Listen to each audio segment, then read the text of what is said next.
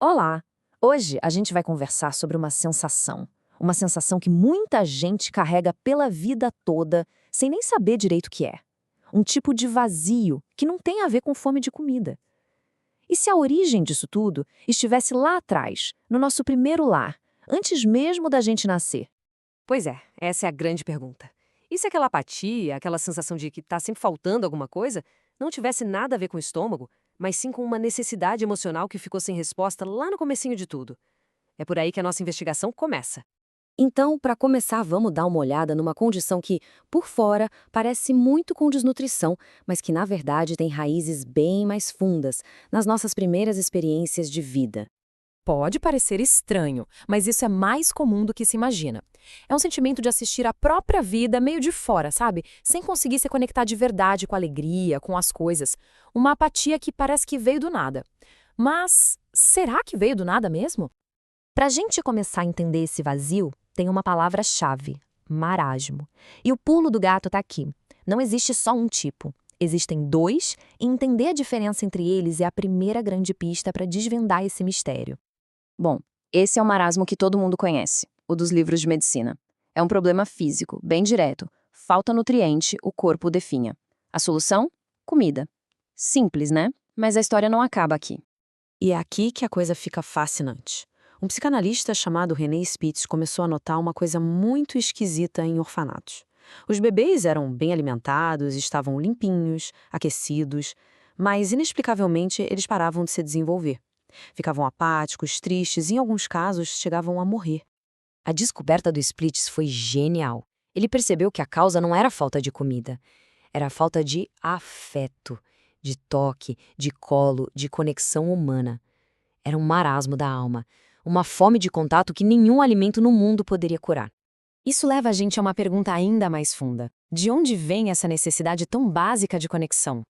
E as pistas mais modernas da ciência apontam para um lugar surpreendente: a nossa primeira casa, o útero.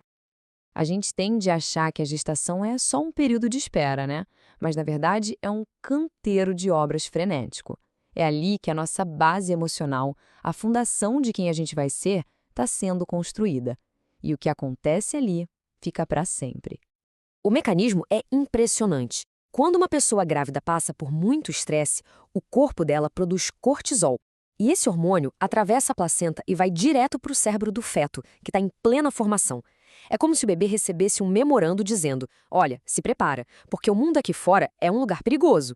Ele já nasce com o sistema de alerta ligado no máximo. E olha, isso não é teoria não. É ciência, publicada numa das revistas médicas mais importantes do mundo.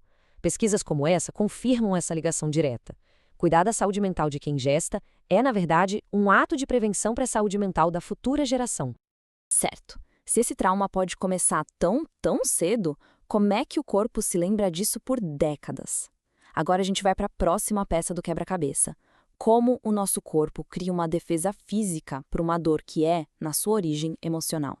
Um cara chamado Wilhelm Reich, um pioneiro da psicologia corporal, sacou uma coisa fundamental. As nossas experiências não ficam só guardadas na mente, elas ficam inscritas nos nossos músculos. Ele chamou isso de couraça muscular, que é literalmente uma armadura que o corpo constrói para se proteger de sentimentos que são grandes demais para suportar. Esse processo todo é pura sobrevivência. Imagina um bebê passando por um estresse absurdo. A única defesa que ele tem é se enrijecer todo, se contrair. Se essa sensação de perigo não vai embora, o corpo entende que precisa ficar contraído o tempo todo. E essa tensão vira o estado normal. A armadura está formada. E aqui a gente fecha o círculo. A armadura foi feita para proteger da dor. Só que ela é tão eficiente que acaba bloqueando tudo, inclusive a alegria, a espontaneidade, o prazer. Energia vital fica ali, presa. E o que sobra do lado de fora? Aquele vazio, o marasmo psicológico. A história da Laura ajuda a gente a entender isso na prática. Ela chegou na terapia com essa queixa de vazio. E, investigando a história dela, se descobriu um nascimento super traumático, semanas na incubadora. O nada que ela sentia era, na verdade, a própria força de vida dela, que ficou congelada, aprisionada nessa couraça desde os seus primeiros momentos. Ok, o quadro é complexo, a gente entendeu. Mas então, Existe solução? Como é que se cura uma ferida tão antiga? Sim, existem caminhos, e é sobre isso que a gente vai falar agora. Esse é o ponto mais importante de todos. Se a memória do trauma está gravada nos músculos, não adianta tentar resolver o problema só na base da conversa. A cura precisa necessariamente passar pelo corpo. E como isso funciona na prática? Bom, primeiro é preciso investigar essa história lá do comecinho.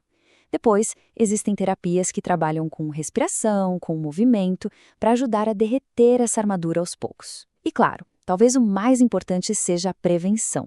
Cuidar da saúde mental de quem está gestando e garantir partos mais respeitosos. Isso pode evitar que essas feridas sequer se abram. Fica então essa reflexão. As raízes de quem a gente é podem estar num lugar muito mais fundo do que a nossa memória consciente alcança. Elas podem estar na própria textura do nosso corpo. E entender isso abre uma porta não só para curar o que dói, mas para se reconectar com a nossa força vital mais pura.